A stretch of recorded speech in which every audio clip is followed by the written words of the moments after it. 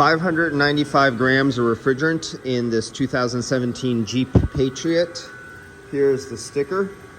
We're ready to fill up. Let's zero out our scale. We have our Bluetooth field key scale up here, so let's zero it out. We are zeroed. Let's turn off the vacuum. We have the low side is closed. Vacuum is closed. Right here, the liquid refrigerant is sitting because the container is upside down in the liquid, so this is pure liquid inside here. We have the high side open right here. Engine is off. Zero that sucker out. Now let's see how long 395 grams takes to fill up the system. And I just put it down here before turning it on. It's moving back and forth, so my scale is not zeroed out yet, because as long as when you first move your refrigerant, you set it on a very sensitive scale, just the refrigerant sloshing back and forth messes up your scale. You see it moving there a little bit. Zero it out again. There we go. Shit, still moving. And let me disconnect the vacuum, get rid of that noise. That sometimes gets annoying. Okay, so now we're zeroed out, so it stops sloshing around inside to the point where it's affecting the scale. You gotta take mind of that. Don't just flip your container over and instantly zero and start pouring refrigerant, because you can be off 10, 20, 30, 40 grams just because of refrigerant sloshing back and forth. So we're ready now. Keep an eye on the scale. I'm going to open up the refrigerant right here, and you'll see that zero come off zero and start going down. We're going for 595 grams. Get ready to count. 1, 2. If I would still zeroing out. Try this again. 1, 2, 3. Go. So how long does 595 grams take to fill up this vehicle? Engine is off. Liquid going into the high side. And let me start tapering it off.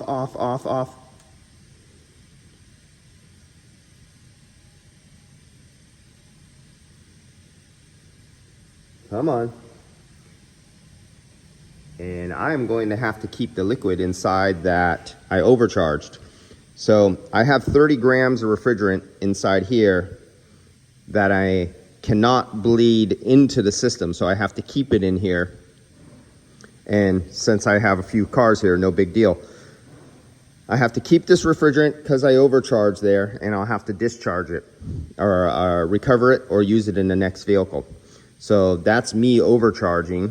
So I do not take this refrigerant because it was already zeroed out and there was already 30 grams of refrigerant inside here. So now it has to stay in here. I will not be using the suction to draw it out in. And that's what happens when you overcharge. You have to know that. All right, so now we're off there. Let's start the system up.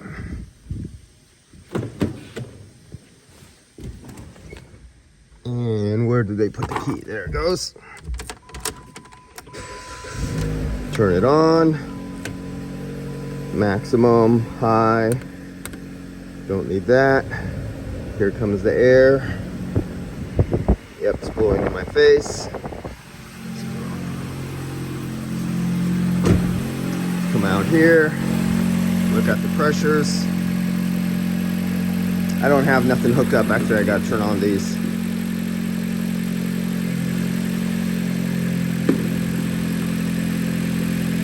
Turn on your sensors, and they have very good magnets.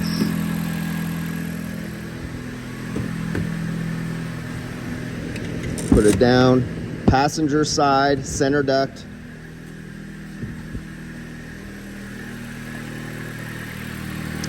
And let's turn on a leak detector, because just because you pass a leak when you charge it up with liquid refrigerant, that's only at ambient temperature, say 60 psi, 80 psi, 90 psi, that's nothing.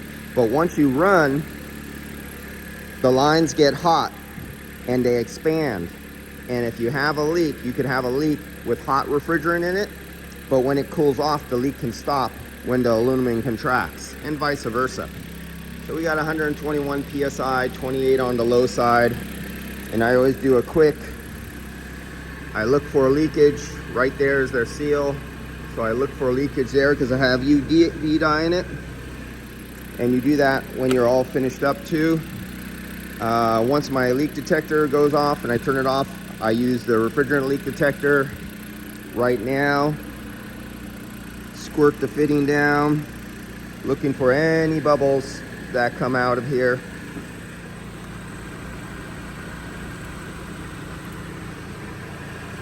This stays wet for a few minutes, so it has a very long wet time to look for any bubbles.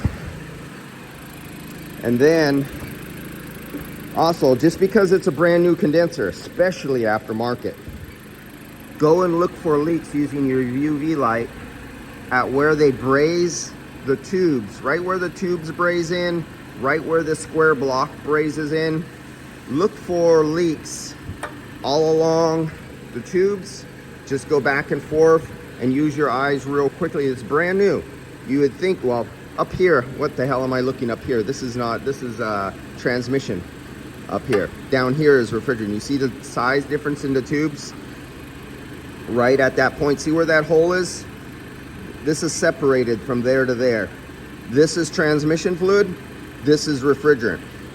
So just quickly go over with your eyes. Just because it's brand new doesn't mean it's not leaking.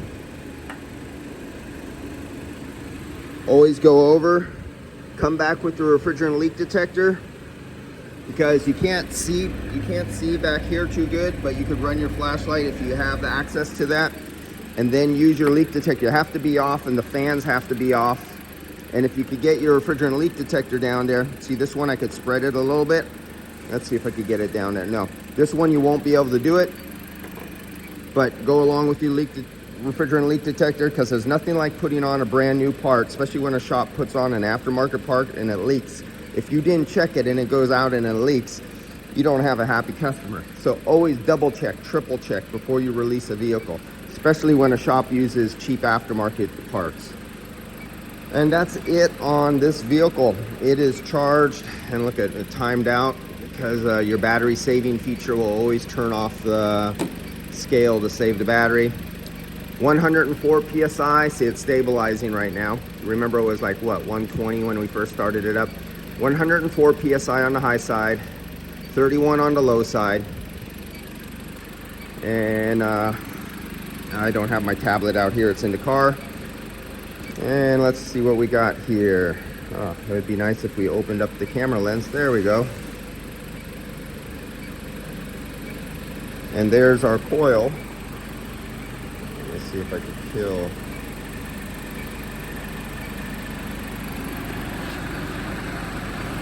What I gotta do is get rid of this camera light without blocking the lens. And you can see the hot heat